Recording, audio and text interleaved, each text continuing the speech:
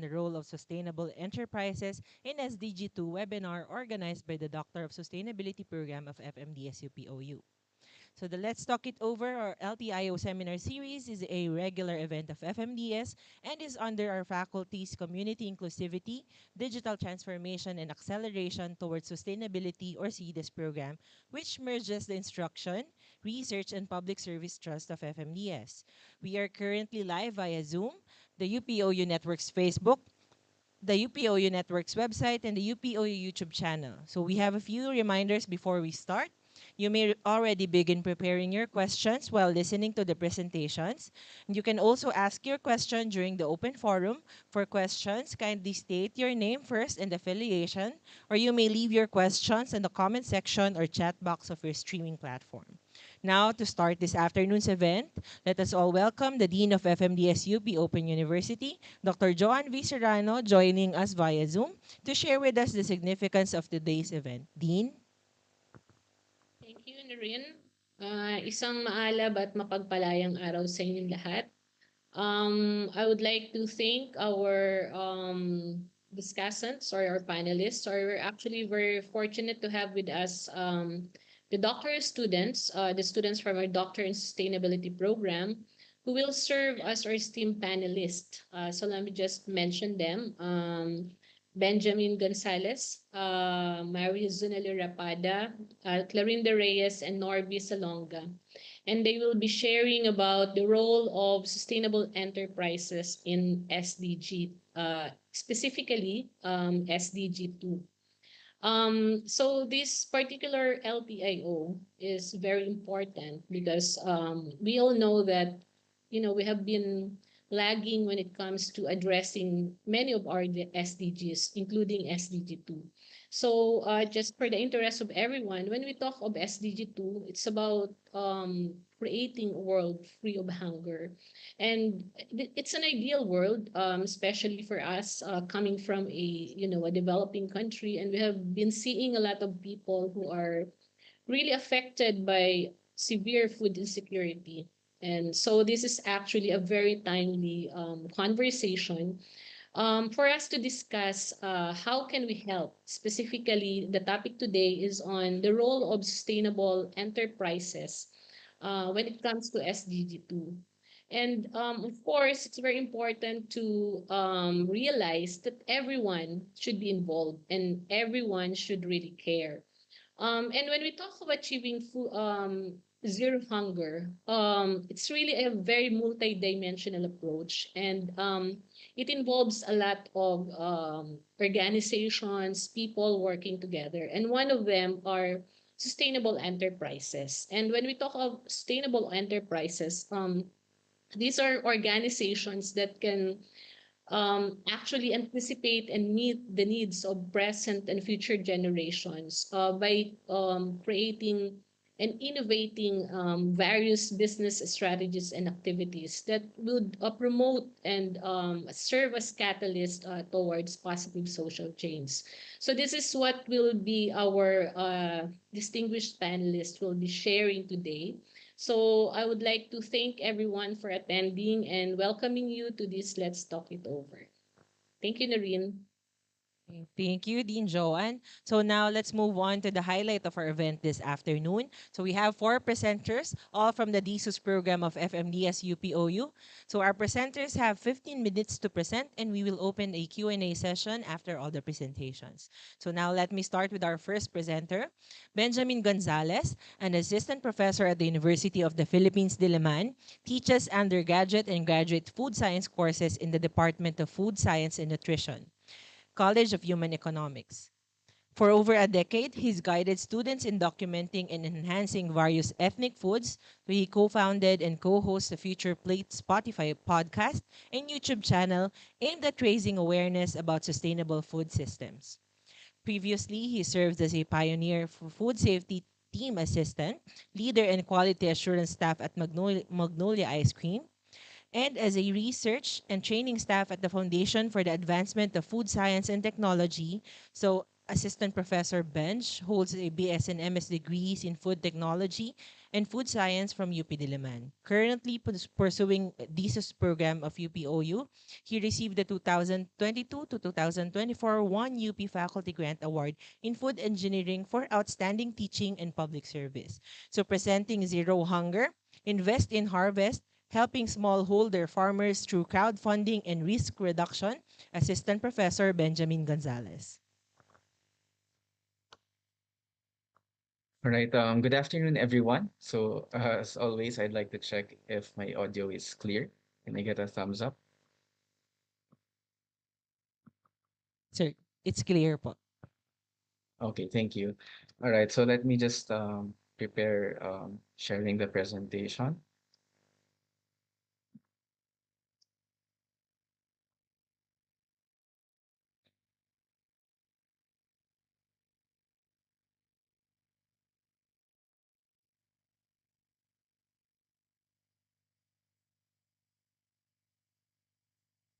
Okay, so the slide should be visible.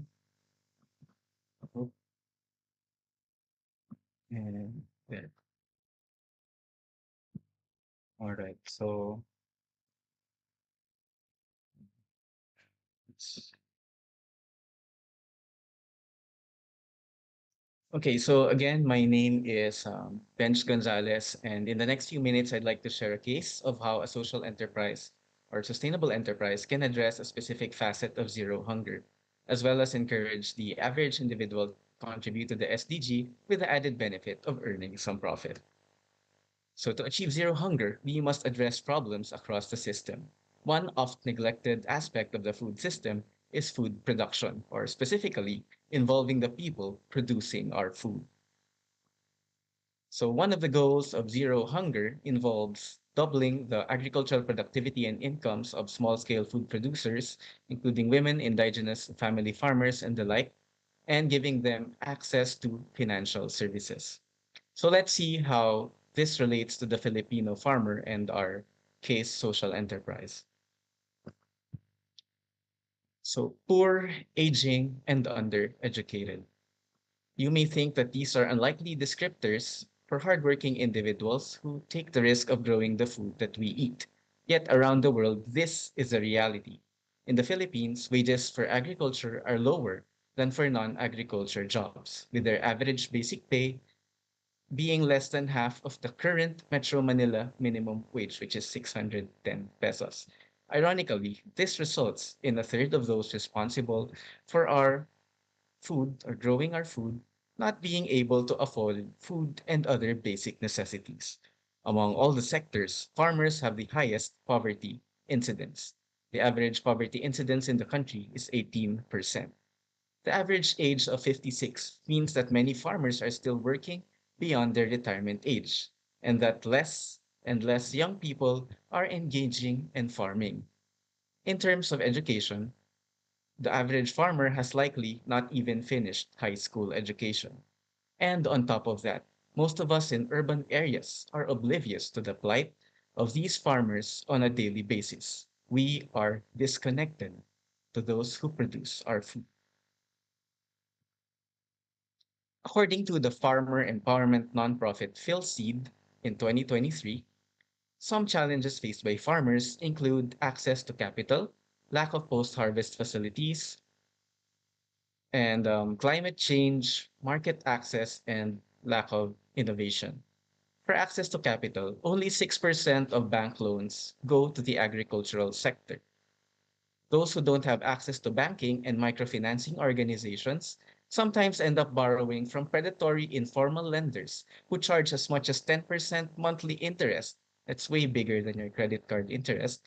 And the infamous 5-6 loan sharks who charge 20% interest for a fixed period of time, sometimes as short as a few weeks. Farmers also suffer from post harvest losses, mostly because of the lack of post harvest facilities for transit and storage. This is also being aggravated by climate change. Changes in climate and weather patterns, such as increased frequency and intensity of storms, resulted in bigger damages to crops and farmlands. A single typhoon in 2021 cost over 10 billion pesos or $215 million worth of damage to agriculture. And lastly, the overall agricultural productivity is only 1.7% and is not keeping in step with our population growth rate. Couple that with a decreasing proportion of land used for agricultural activities, and we have a case of farming in the Philippines, which has indeed become a challenging profession. So, just a disclaimer, I am not affiliated with Tropical, although we were able to interview their founder in 2022. Also, recently, I was able to try out their investing platform, although I am yet to complete a round of investments. So I'm yet to see the returns, so to speak, on the investment I made. So Cropital is a portmanteau of the words crop and capital.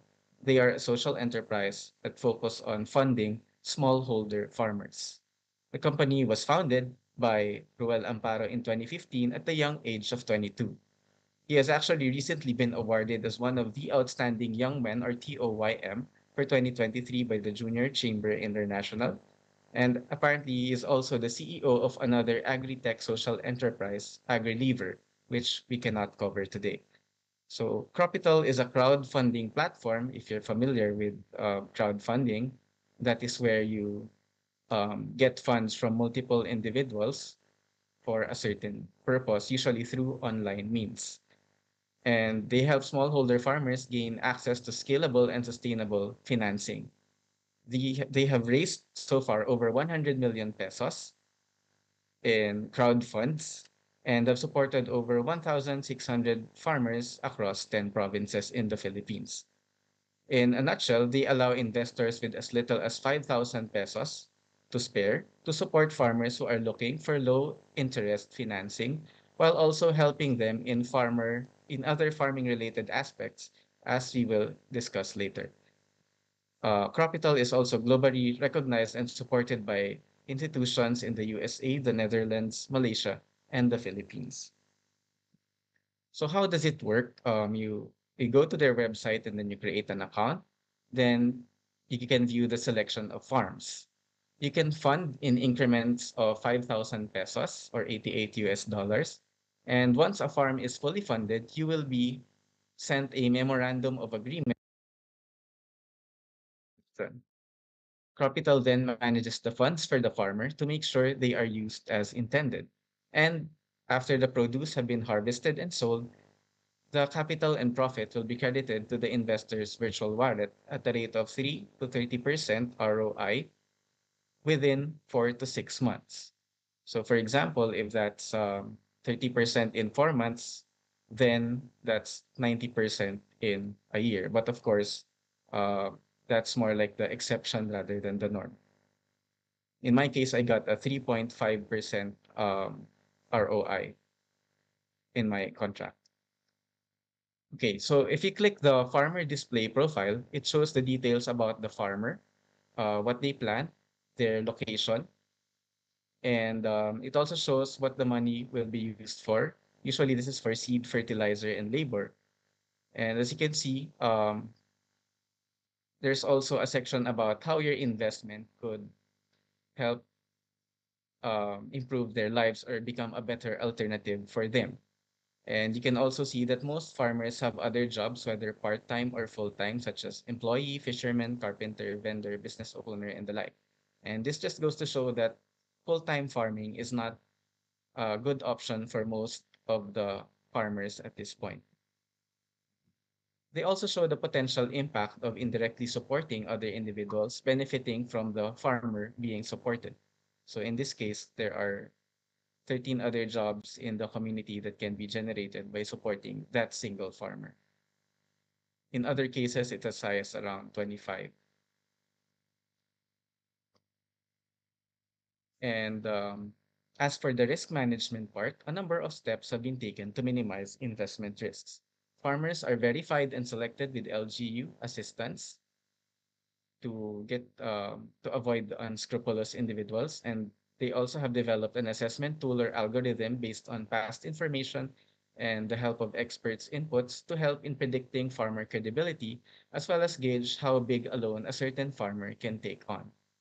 Crop insurance is also provided through the Philippine Crop Insurance Corporation, and Capital assists the farmers with paperwork and also require their affiliate farmers to be insured.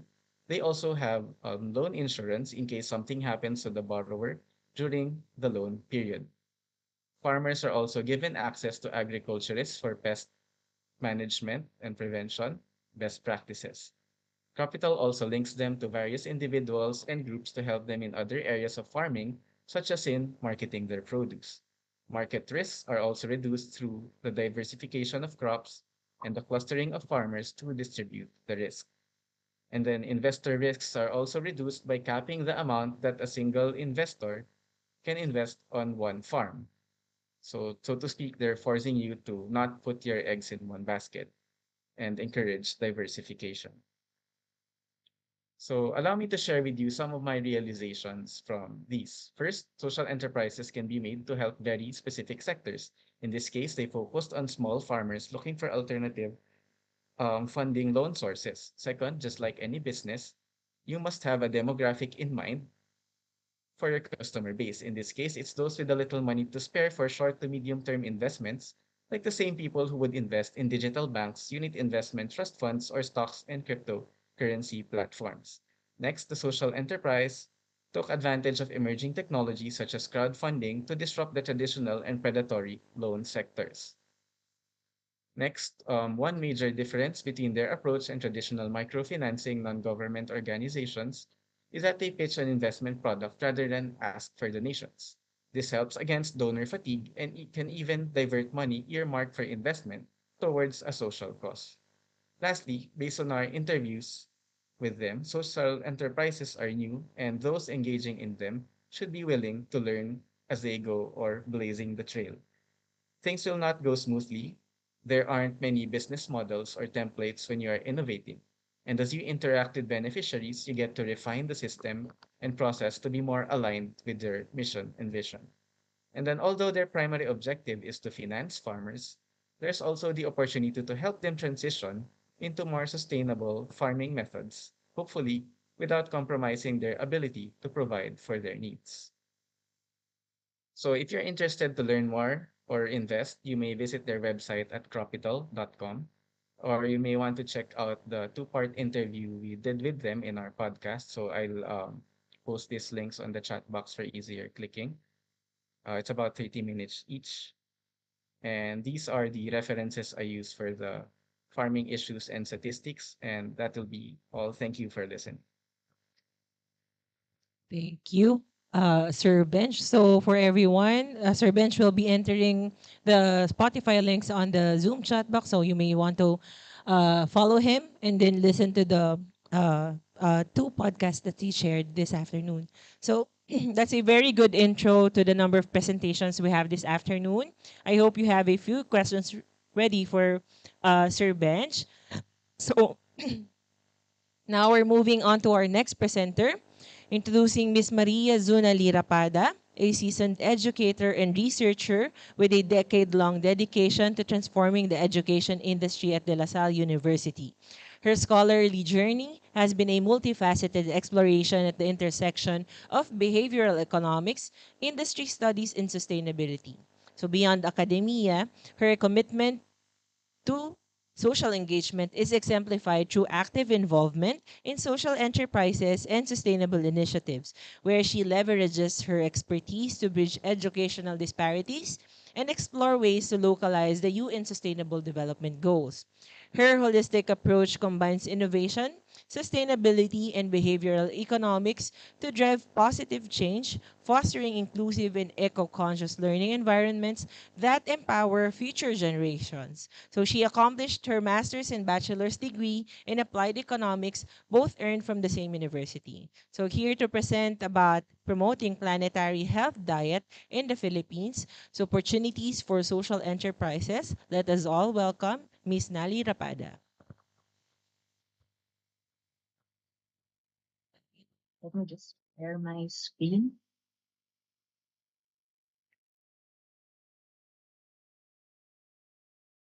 Can everyone see my screen?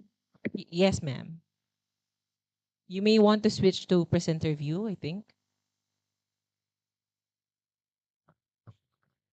So good afternoon, everyone. So I am really grateful to be here. So just a background story, I'll just let you know about my why and why I entered this program. So I've always believed that sustainability is a communication issue, it's a communication problem with everyone. It's not just about building or inventing technology that would solve these problems, but it's about communicating it to everyone. And I commend FMDS for this initiative. So for today, we are going to talk about SDG 2 in the main theme. I'm going to talk about a certain aspect of diets when it comes to um, promoting and addressing SDG2. So a while ago, we were talking about the welfare of farmers. Now let's talk about a certain type of diet that will really help, eliminate or um, reduce climate change. So first things first, why do we need to change our food systems?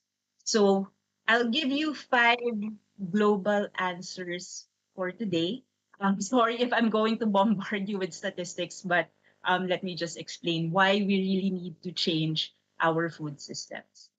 So first things first, the first limitation globally is that malnutrition and obesity are really global problems. So in the Philippines, 1 in every 3 Filipino children below 5 years old are suffering from stunting. So hindi sila lumalaki. That came from the World Bank. And then malnutrition kills 95 Filipino children every day. And statistics tells us that 27 out of 1,000 do not get past their fifth birthday. So on the other hand, when it comes to statistics, when it comes to obesity, a lot of people aged 20 to 59 are suffering from obesity. So they have high probabilities of obesity. The next limitation is our food globally is too rich in fat, sugar, salt, and meat.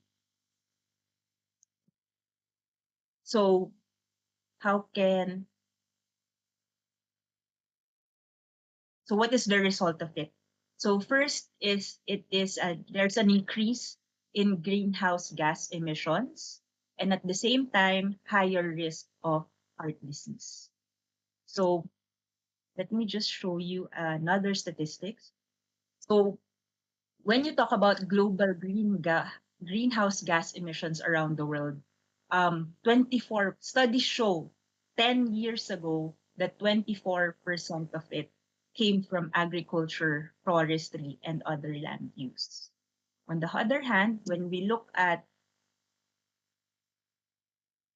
the leading cause of death in the Philippines, you will see that it is heart diseases. So it's really alarming for us. The third limitation when it comes to our food system, our food is actually less diverse. I think this was a study in University of California, wherein they showed that the top 5 foods around the world came from 5 plants already. Top 3 is wheat, rice, and corn.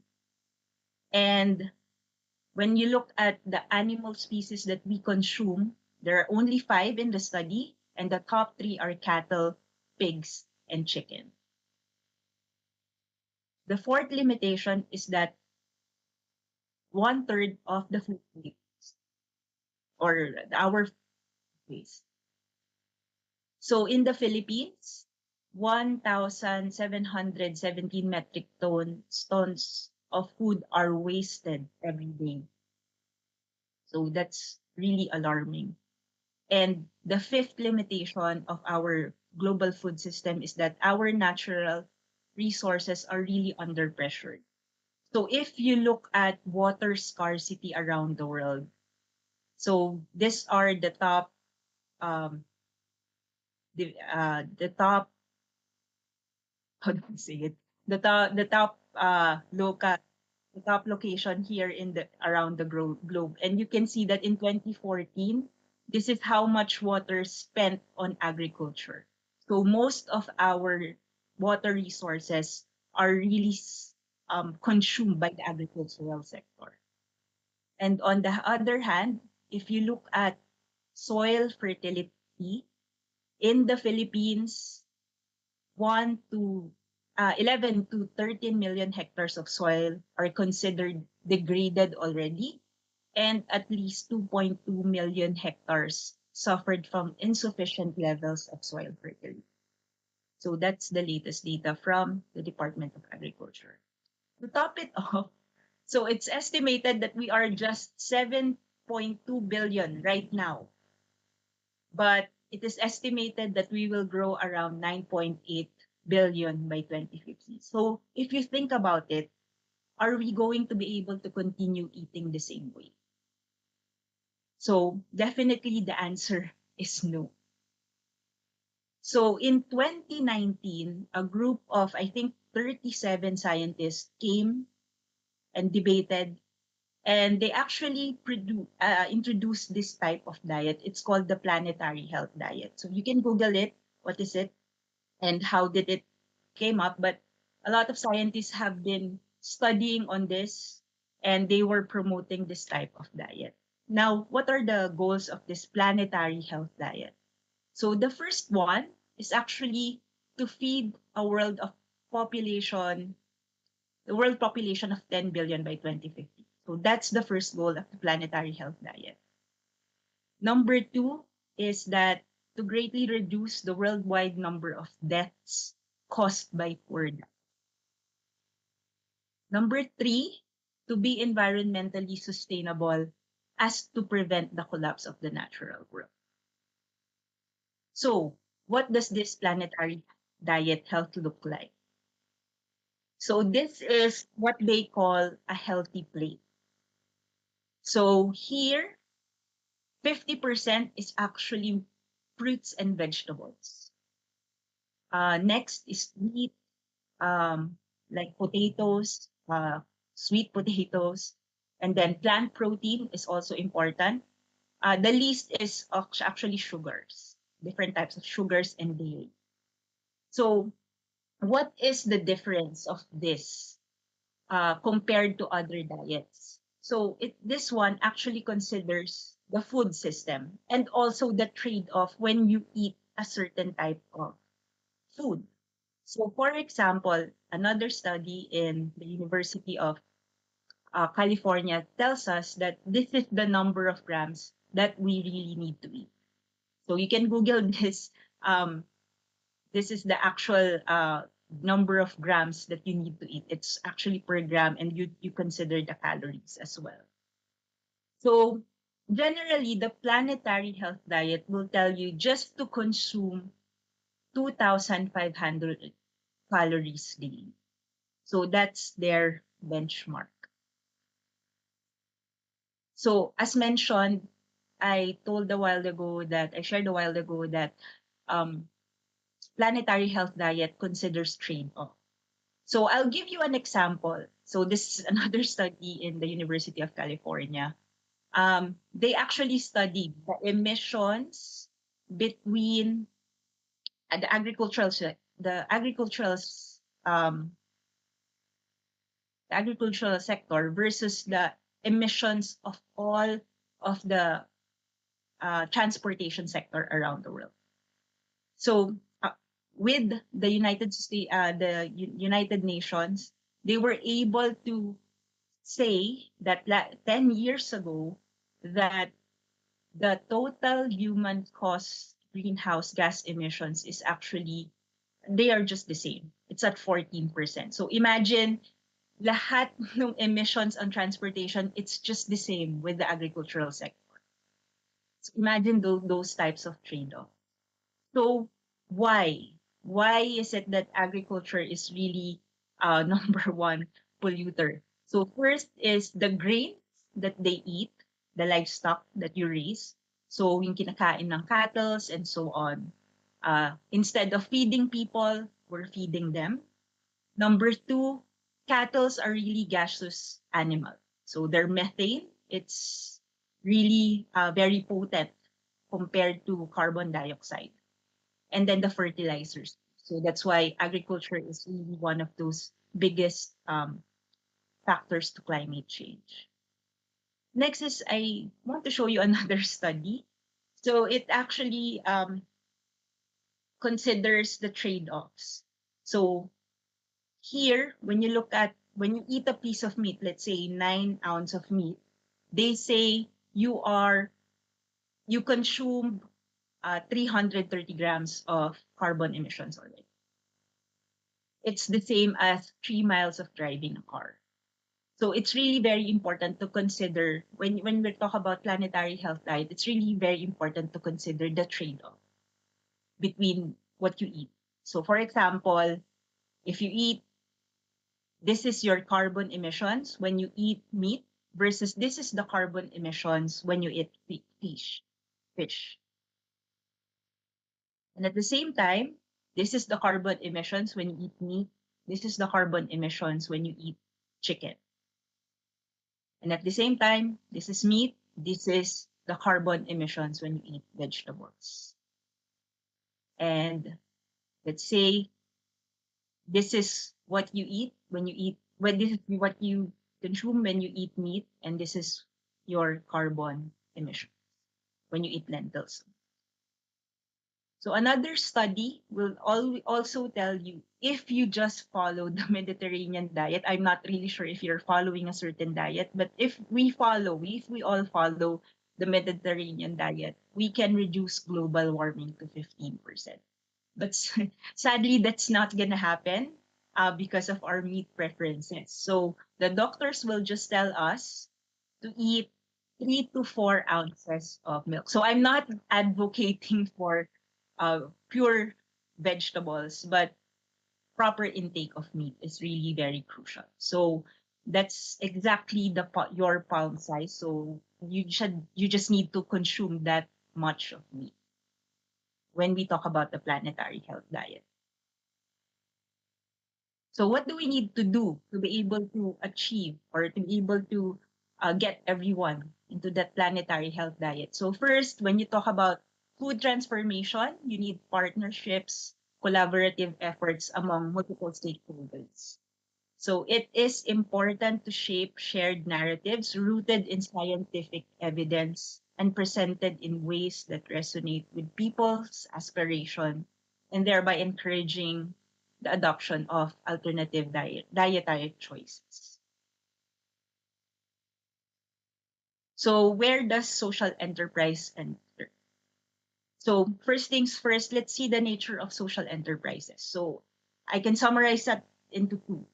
So first, social enterprise, they strive to balance the pursuit of a social mission aimed at fostering sustainable social impact with the establishment of financially viable ventures. So they really balance mission and the business side of it.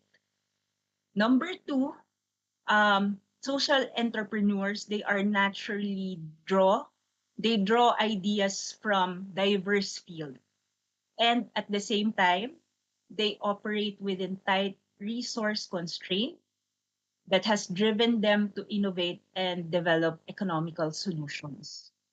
Their focus lies on creating efficient, affordable, and cost-effective solutions for the future.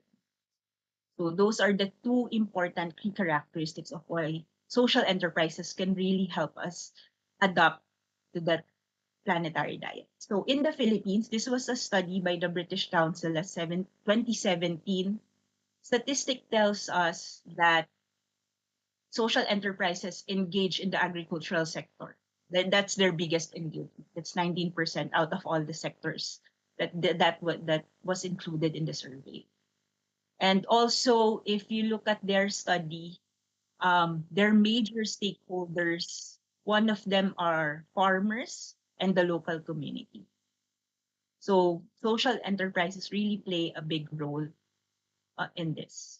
And when it comes to their social mission or social objectives, you can see that they are also supporting small producers in the agricultural value chains and at the same time addressing food security and agricultural development. So I've always believed that when you really talk about development, you have to think global and act local. So I'll just show you two examples in the global space.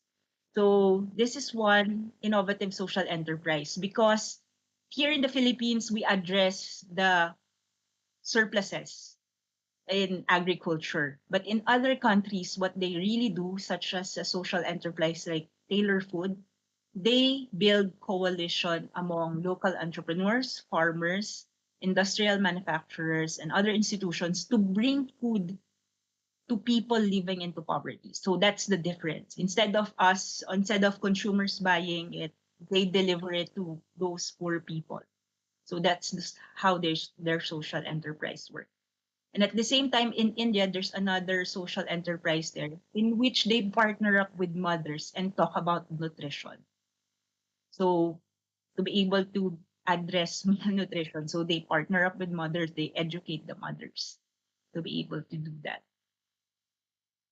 So what are the existing opportunities in the social enterprise state? So this is a program by the National Academy of Science and Technology. It's called Feeding Metro Manila by 2050. So it was designed to really help people adapt to planetary health diet. So there's a movement right now um, using via this group of people to be able to help, and they are pushing actually for social enterprises and new business models to be able to address the planetary health. So another key consideration, if you look at the statistics that I showed you a while ago, a lot of people are obese with this age range. So you can say that and if you look at compare the British Council study, you can also see that a lot of social enterprises involve a lot of young people. So in this case, you know that there is an opportunity to be able to discover new collaborations, especially with the young ones, and especially that they are the ones who are in this problem. So I think right now in UPLB, there's another department that has been addressing this issue, and around the world they are also developing apps in which you can see the food choices and also the grams. You can monitor the grams and also the type of food that you eat. So again, this is another opportunity for those young people who really want to contribute to climate change. So so here I'm still waiting for a social enterprise that would create something like this. So if you think you are helpless in combating um, climate change, I will request you to think again. First things first, you are what you eat, and at the same time, food can fix climate change. So thank you for listening. Okay, thank you very much, Miss Nally. So let's remember that we are what we eat, and then the last for okay, so thank you very much for your presentation. So for our participants, keep your questions as I already have a few in hand. So we still have two more presenters. Now let me call on our third speaker, Miss Clarinda G. Reyes, a supervising science research specialist leading various emerging or frontier areas of research at DOSTP Shared. She has been with the institution for almost 14 years. So Ms. Reyes' interest and experience in project management are on biodiversity conservation, coastal zone management, science, technology, and innovation. So she obtained her master's degree in environment and natural resources management and bachelor's degree in biology from the UP Open University and UP Los Baños, respectively. Ms. Reyes has played various roles in fostering partnerships between government agencies, research institutions, and local communities, facilitating the exchange of knowledge and the implementation of sustainable solutions through research and development. So, here to present through a video recording, role of social enterprise in SDG 2 through women led entrepreneurship. Let's welcome Ms. Clarinda Reyes. Afternoon. I'm happy to be here at UPOU. Let's talk it over. The role of sustainable enterprises in SDG 2. Come join me as we explore the role of social enterprise in SDG 2 or Zero Hunger through women led entrepreneurship. According to the National Economic Development Authority, hunger is the leading cause of death in the world. Our planet has provided us with tremendous resources, but unequal access and inefficient handling leaves millions of people malnourished. So, if we promote sustainable agriculture with modern technologies and fair distribution systems, we can sustain the world's food needs. Food systems basic to SDG 2 are essential for sustainable development and are connected to all our other SDGs. They all share some overlap, underscoring the relevance of the Sustainable Development Agenda for food system transformation. Food systems are a foundation of human and planetary well being and central to achieving sustainable development goals. Yet, they also contribute to ill health, inequity, environmental degradation, and greenhouse gas emissions. These challenges demand urgent food systems transformation, and such transformation requires understanding of the status of food systems across their diverse functions. So this illustration shows the food system themes and indicator groups. The outer shapes refer to cross-cutting themes such as governance and resilience, while the interior circles refer to long-term outcomes, including 1. Diet, nutrition and health, 2. Environment, natural resources and production, and 3. Livelihoods, poverty, and equity. According to the Food and Agriculture Organization, or FAO 2024, forests and family farms are part of an integrated productive system. Together, they deliver ecosystem services and benefits for livelihoods and well-being. The infographics illustrates the relationships and highlights the advantages of forest and farm producer getting organized in order to improve the access to market and income. This is to amplify their voice in decision making and to ensure tenure rights and human well being. One of the many outcomes of sustainable forests and agriculture include food security and nutrition, livelihood, biodiversity, and sustainable management, among others. So, let me introduce to you the Women Helping Women Innovative Social Enterprises, or WHY's program of the Philippine Council for Industry, Energy, and Emerging Technology Research and Development of the Department of Science and Technology. It showcases the exceptional talent and innovation of women led social enterprises from across the Philippines. The program recognized and supported social enterprises led by women that are driving economic growth and sustainable development in their communities. So, through this kind of intervention, we strive to foster wealth creation, protect our natural resources, ensure well being, and promote sustainability. So, today we will feature seven of them. Eva Rachel Padua recognized the untapped potential of Cordillera cacao and revolutionized the region's chocolate industry. Serving as the chair of the 300 cacao growers and processors of Benguet Baguio Federation, she leads efforts in proper farm maintenance and post-harvesting practices. So she shares her expertise in standardizing processes suitable for Benguet's environment. So through her leadership and dedication, she was able to empower local growers and processors to thrive in the industry. Meet Wilma Alvester, a proud farmer and owner of the FLQ Foods and Pansiteria in Tabuk, Kalinga. She noticed that cassava, a resilient crop in the region, requires minimal inputs and thrive abundantly in rugged terrain.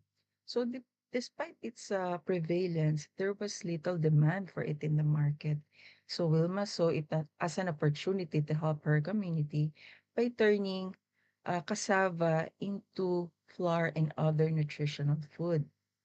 As chair of the Manggagawa Farmers Environmental Development Association, she led 259 farmers, 70% of whom are indigenous women, in adopting crop rotation practices for sustainable farming.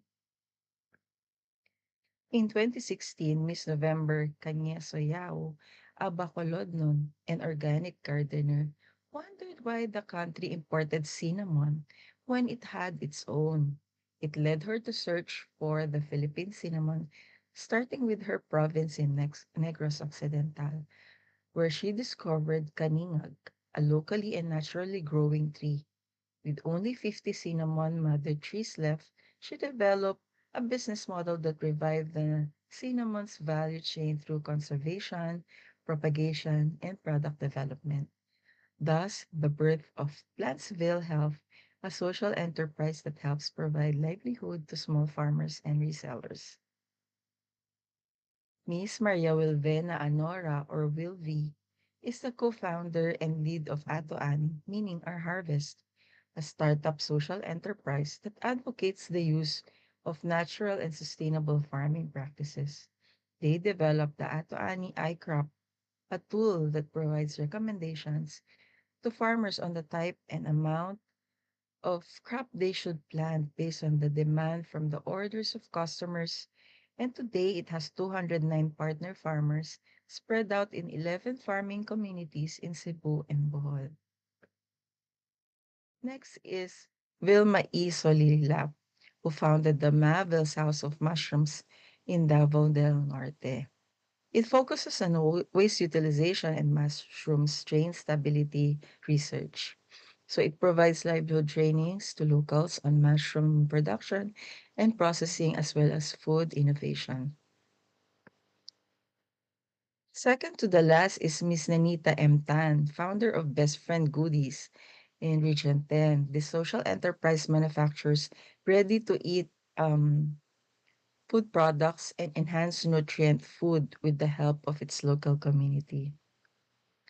Lastly is Eloisa Ardiga of the Cordillera Administrative Region, who established the Northern Roots Session Groceries.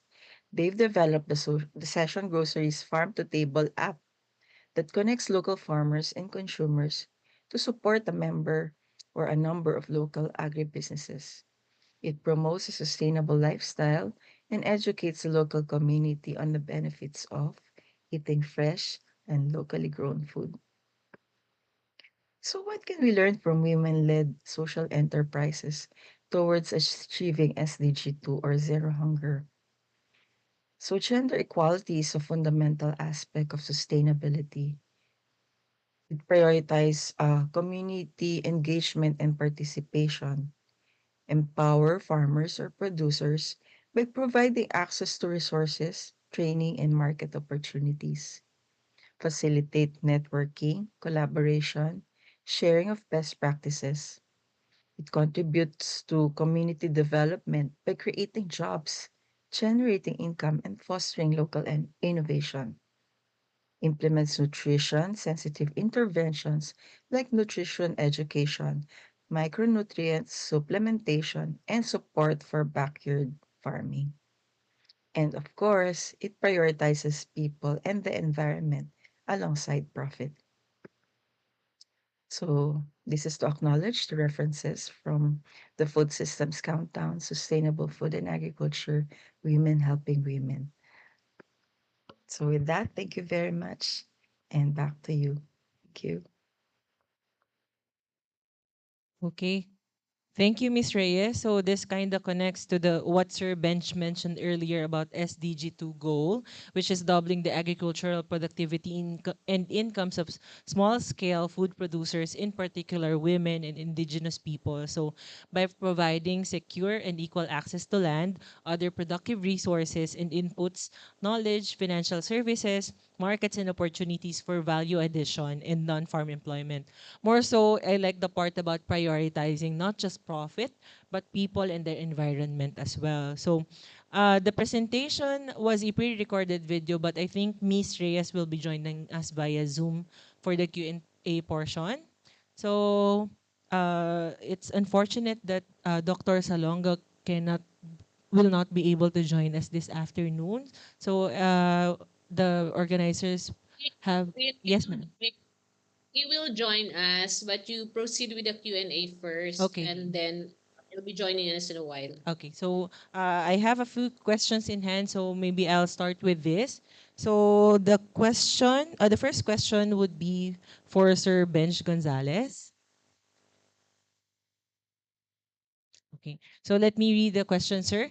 Interesting to know if there were any communication challenges with or between the farmers and the funding groups.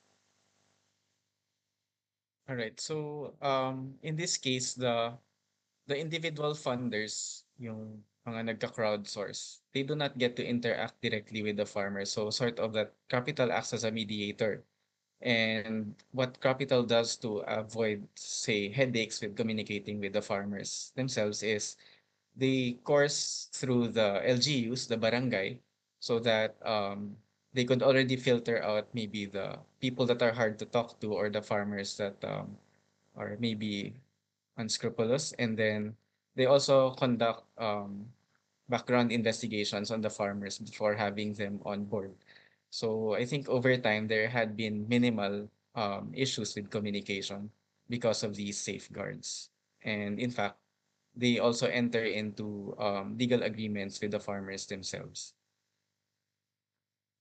Okay, so Ma'am Nenita, did a Prof. Benj answer your question? So I have two questions, both for Miss Nali. So let me read the first one. Uh, Interested to know as well if planetary diet is supported or being challenged by medical groups.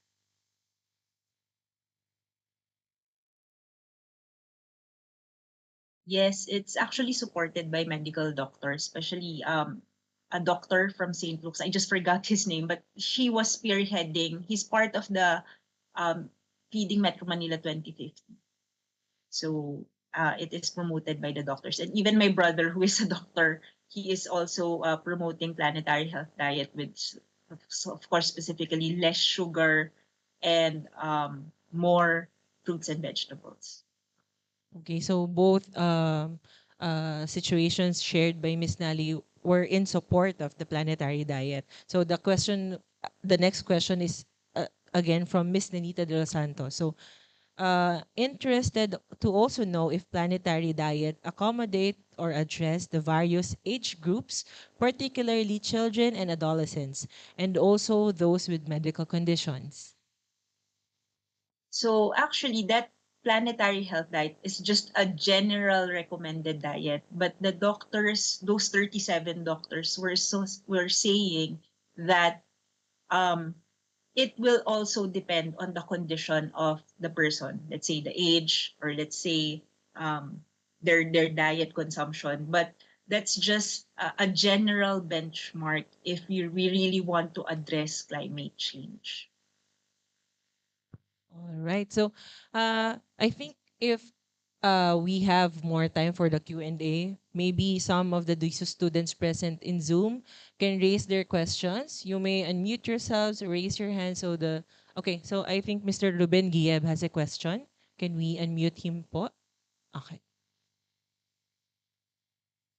Go ahead, Hi. sir. Um, for Miss Nali Rapada, your topic was very interesting. At least it caught my attention. Thank you.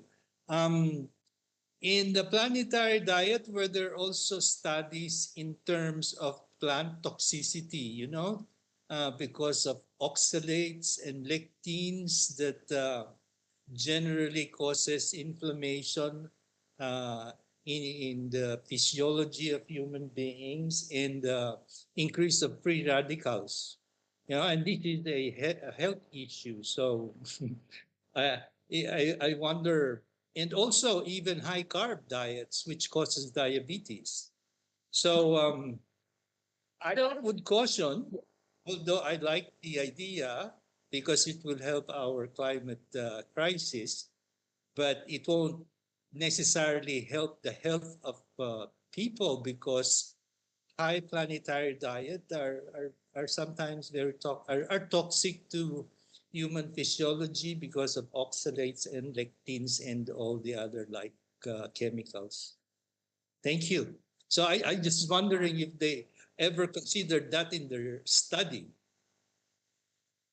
Actually, what they are promoting is that we need to track where it came from, the food systems itself.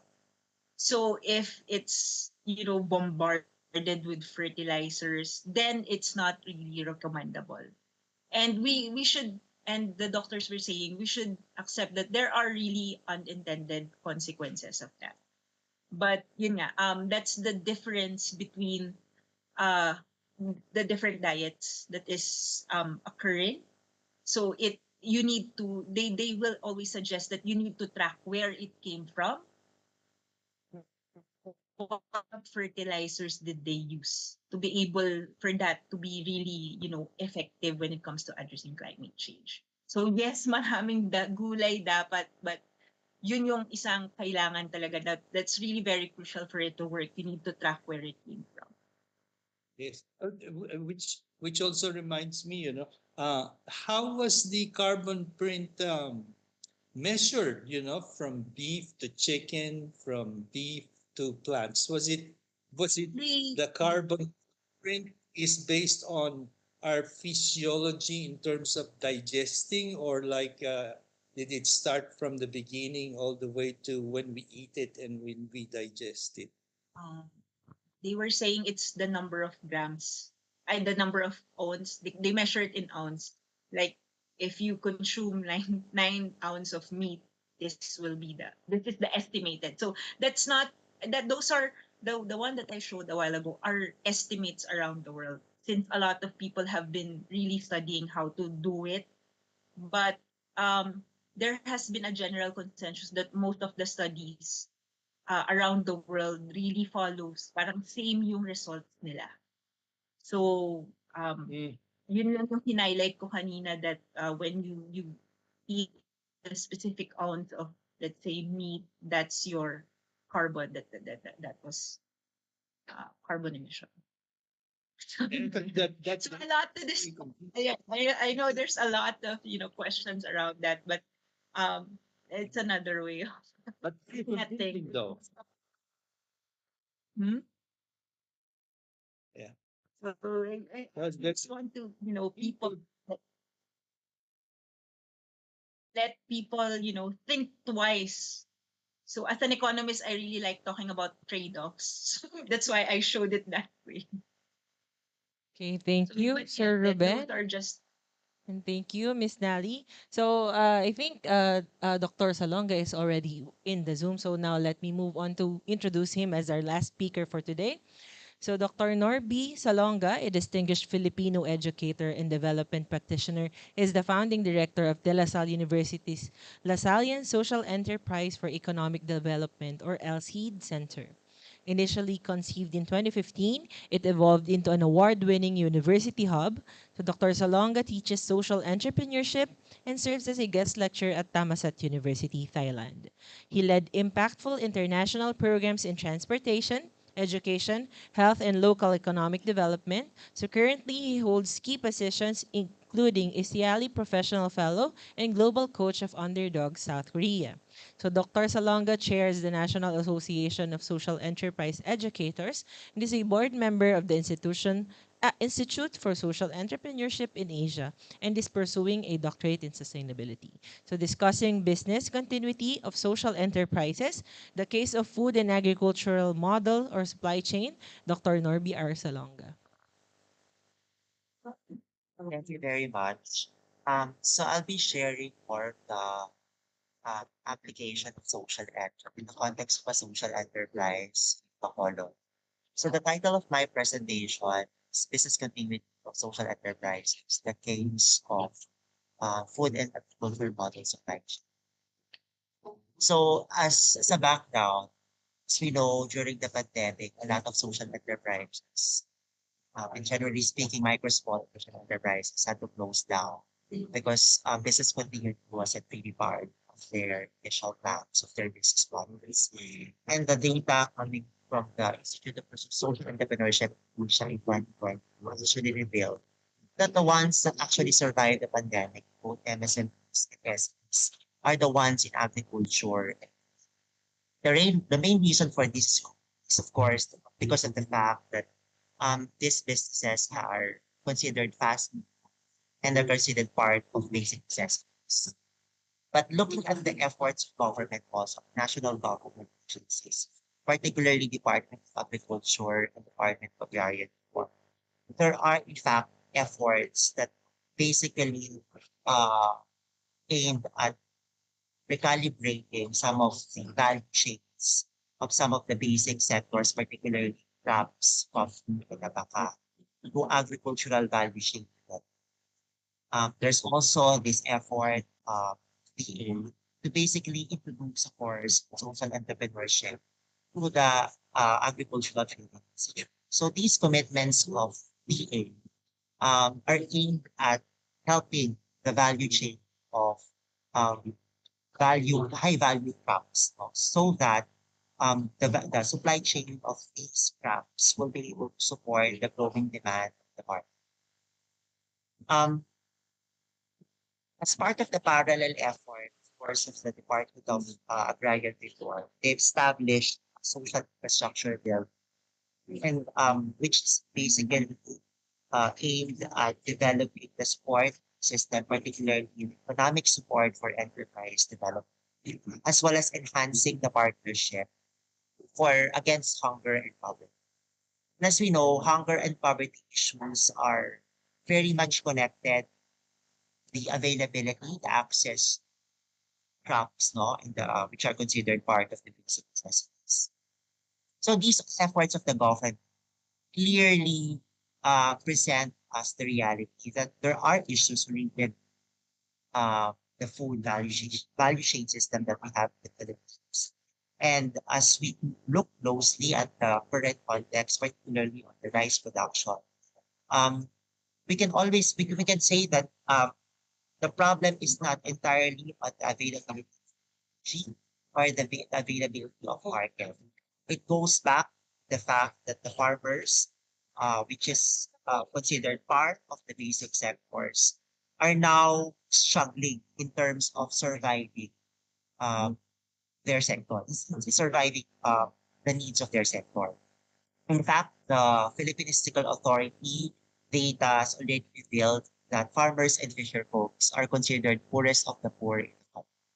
And these realities are the things that we need to look in when we consider the supply chain, the value chain of some of these high value crops that we have.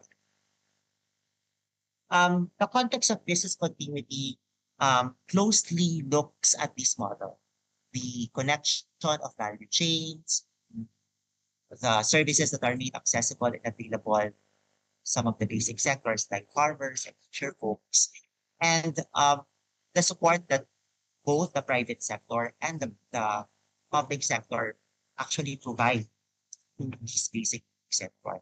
The concept of business continuity is also having developed a plan that will help these basic sectors situations such as pandemic and natural disasters to be able to cope up with not just the effect, but also to cope up with particularly developing plans that will make them prepare for these so that their businesses will be more sustainable.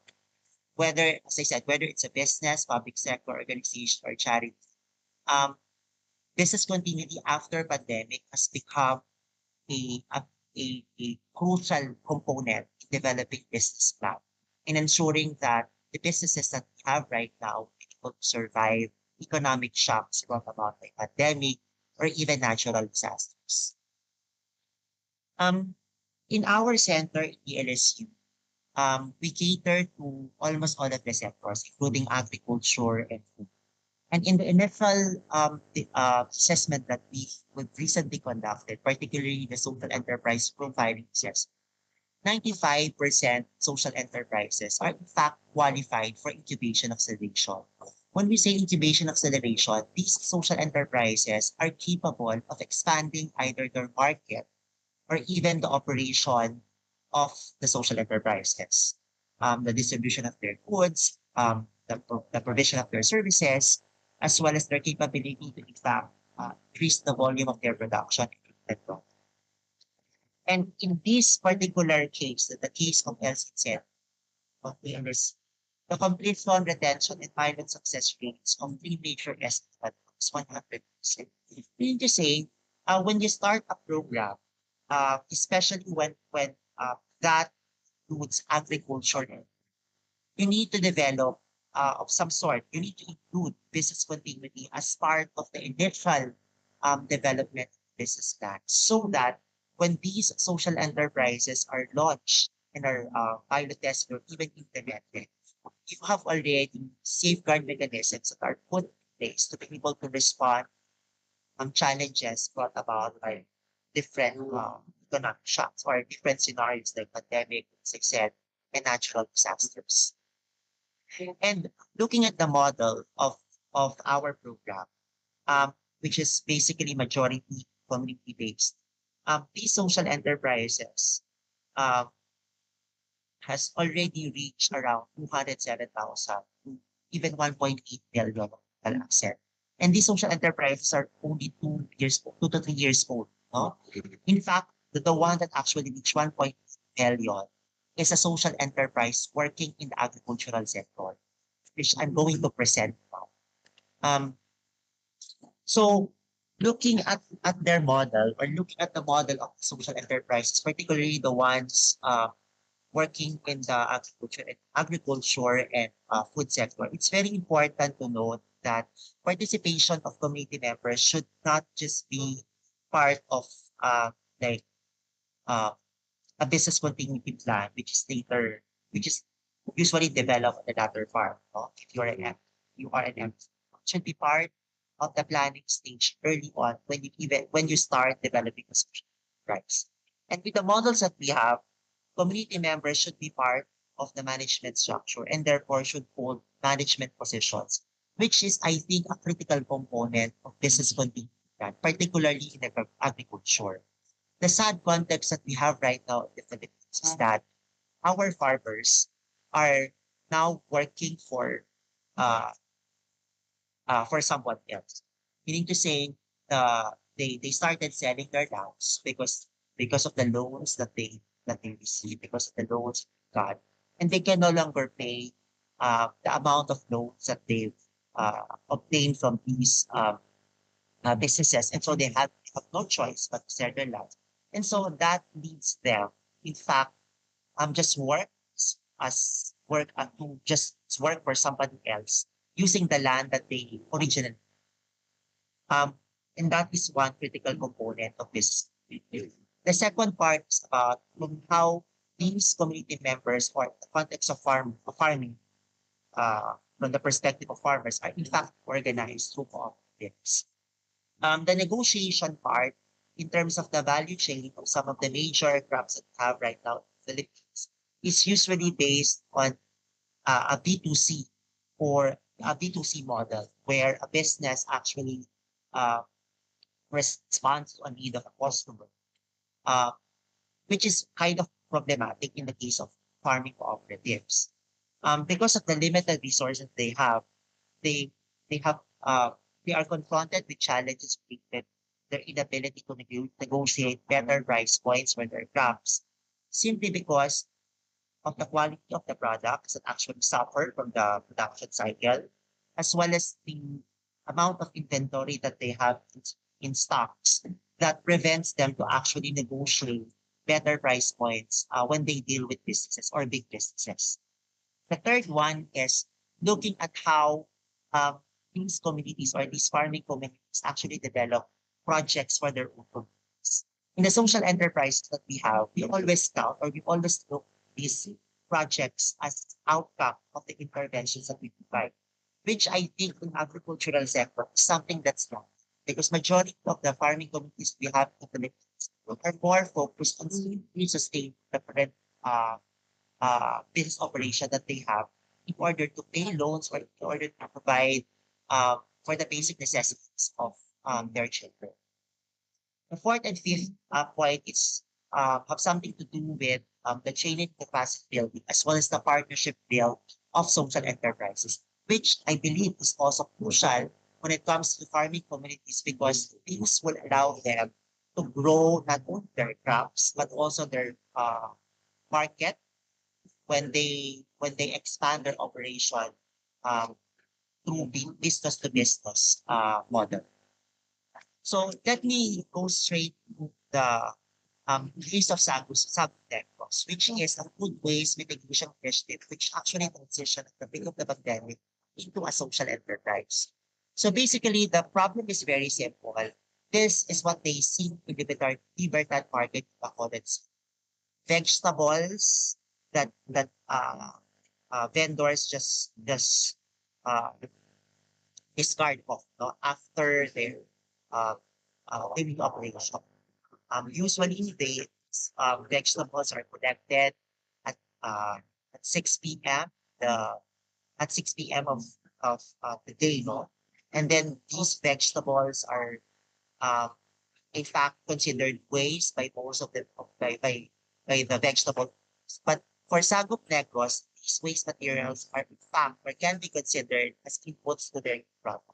And so what they do is they try to rescue and save rich vegetables. So Sagop Negros basically converts these unsold market goods that as I said, that would otherwise be considered as waste of some vegetable growers to food products for community that are otherwise known as Carentera.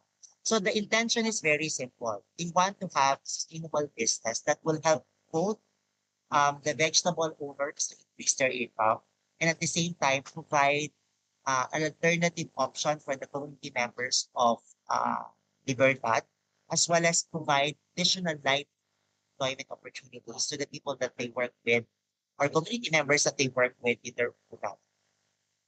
So their goal basically is to uh, decrease no the food waste uh, in that particular market that increase the vendors fund as well as educate people about waste and responsible consumption. And as of our last visit, last March 2024, they're able to hit all of these targets and they're able to do break-even points. And these social enterprises, in fact, led by youth leaders in the community under the Angat Buhay Young SC program, LC Center. So the model that they're using is basically designed to really mitigate food waste. So what they do is that they compute everything, the waste materials uh, that they have that particular that particular market per ton. They collect them, they work with the vendors, then they process all of these vegetables, they categorize them. For those that cannot be used for the carinderia, they usually do bokashi composting. But for the ones that are still good in terms of the quality, that's how that these are the vegetables that they process not in their food carinderia for sale. So basically, that's the simple model of Sagop Negros social enterprise. And of course, looking at the bigger picture in terms of their impact, they want to have lesser carbon footprints in the local market. Second is they want to introduce and inspire more local solutions. In fact, the plan of the Sagop Negros now is to expand and to really localize the model of Sagop Negros in other localities. No? And of course, as I said earlier, improve the annual profit of the local market. So that's their target. If you want to know more about Sagut Negros, these are the contact details. So basically, that's just an example of a social enterprise that uh, works on a circular economy model in the agricultural sector. Thank you very much. And Okay, thank you, Dr. Salonga. So that concludes all the presentations for this webinar. So earlier we kicked off our initial question and answer portion, and we may now continue with the addition of Dr. Salonga's presentation. And I believe Ms. Reyes is also present via Zoom now. So I would like to invite everyone on Zoom to send in your questions, raise your hands, and mute yourselves and address your questions to our speakers. So may we ask all our speakers to turn on their cameras?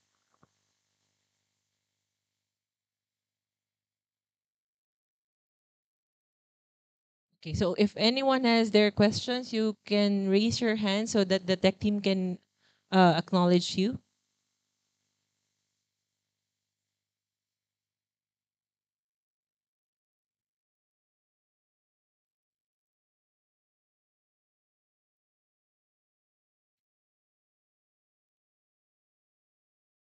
Okay, so if anyone has no questions yet, let me just go back to the first question for Sir Bench earlier with the communication issues with the farmers asked by Ma'am Nenita. So you mentioned that there was a pre-screening process before the social enterprise is able to communicate with the farmer. So I'm just curious if that is in itself like a limiting factor. Maybe you could share something about that.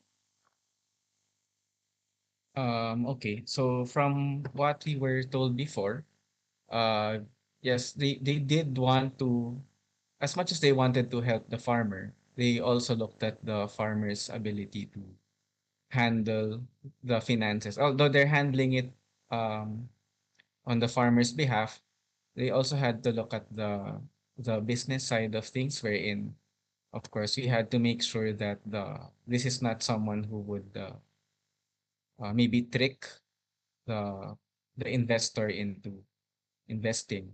So that's where the community investigation comes in, and that's why they enlist the help of the barangay. So in a way, we may say that it may limit, but I think what they assured us was that they used all the tools available, the information from the experts, to be able to predict which farmers were okay with help. Or I think sometimes they work with the farmer, so you start with a small loan, and then if the farmer shows that they can handle the smaller loans, then it's possible for them to have bigger loans. So if you look at the website, there's actually a history on the farmer, like how many times they have borrowed and how much they borrowed for each round of funding. So I guess that also gives a credibility to the farmer that they have the sort of track record. But again, that begs the question: how about those who are really just starting out? So I guess um, we'd have to leave it up to them and their wisdom in screening, since you do have to balance those things. Thank you very much for that clarification. So any other Zoom participants who have questions for our speakers?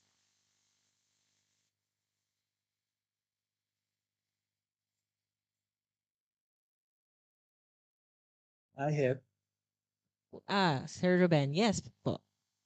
Yes, for Dr. Salonga, I'm very curious about it's so amazing that despite that food is so expensive, we are wasting a lot of food here in the Philippines. But I was just wondering on the wasted vegetables, the green stuff from market areas, and you say put them in compost. Is the end product of composting it have turned into something commercial like potting soils, as opposed to just personally putting it on the side as a compost and then use it as a personal gardening material. But I'm more thinking about, is there any commercial value that you can gain from it when you recycle it? Yeah, in fact, and that's another enterprise. So for Sakop Negros, they're looking at that direction as well of actually commercializing what they would use out of the packaging of compost. But another social enterprise, again, very healthy center, it's called AM Organic. They actually produce, they actually commercialize the actual product. So what I'm saying is the entire value chain of food waste production of the food waste problem. There are several social enterprises working on that. So example is Sagop Negros working in that particular area of actually converting these into something that's more into some to something that can be sold, no? Like a food, vegetables out of food. And second is of course AM Organic working on the commercialized version of uh, yung mga pataba sa lupa, di ba? And then another one, enterprise that we're currently developed, which is I think that I would consider technology driven is uh, a group of students working on converting uh, waste materials biogas, which completes the entire value chain of this particular area. So in our portfolio, we have at least three social enterprises working in the entire value chain, Mhm. particularly working on the issue of waste. Thank you. So I think we have another question coming. So let me. Okay, so the question is for Miss Claire. So how does your institution support these women-led social enterprises? So the question is from Dean Joanne. Thank you, Dean Joanne. Also, the Philippine Council for Industry, Energy, and Emerging Technology Research and Development under the Department of Science and Technology actually support women social enterprises who has needs to access technology, early stage funding, and customized gender focused support. So we provide grants in aid for them, especially if they require specific technical assistance in refining their product. Um, this include projects that provide specific technical expertise in redesigning the minimum viable product for the social enterprise. And that assistance shall be aimed to improve product or services ready for validation. And then second, it entails research and development assistance in improving their prototype into a market-ready product. So it includes projects that provide R&D support um, to produce this minimum viable product for the social enterprise. So we also support those in need for specific technology and capacitate and provide support as needed by the women-led social enterprises. Thank you po. Okay. So anyone else who has questions by Zoom?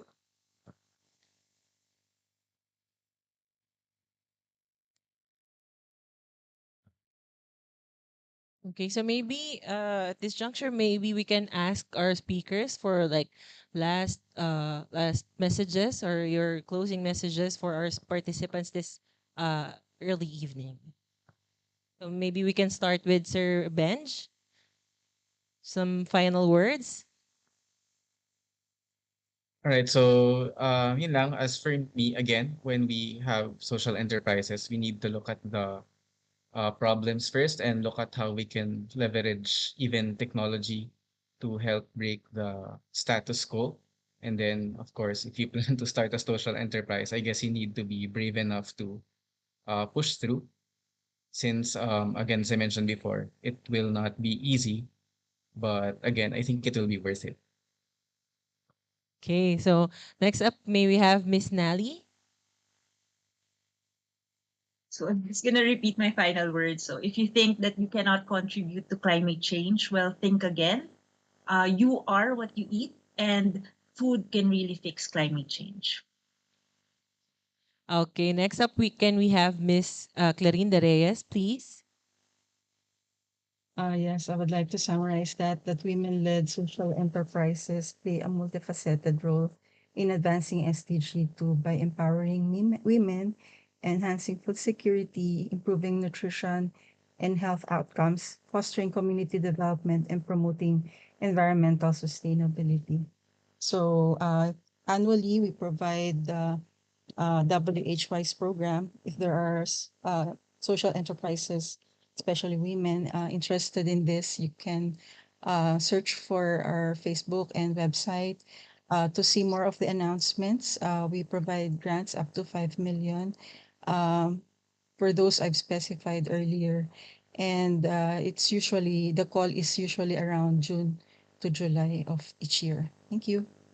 Okay, so calls for applications will be for or July this year. Okay, so lastly, may we have final words from Dr. Norby Salonga? Okay. So I'd like to quote from the International Institute for Sustainable Development that they say that sustainable development is a development that meets the needs from the present without compromising the ability of future generations. So I think the way we behave as consumers, the way we talk, and from the perspective of entrepreneurs, what the type, how utilize the resources, type of business that we develop, these actions matter when it comes to sustainability. And I think um, food is one of the most strategic ways of in fact addressing sustainability issue for development, for sustainable development to happen. Okay, thank you, Dr. Salonga. So let's give all our presenters a warm round of applause.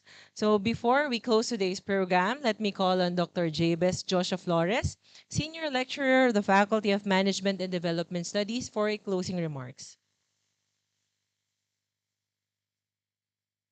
Hi, Okay, sir. thank you. Okay, first of all, I would like to say congrats to Benj, Nali, Claire, and Dr. Norby. They introduced us to how social entrepreneurship can help us achieve SDG 2. I myself was involved in an agricultural social enterprise in the past. So your topics resonated with me. I know the hardships behind it.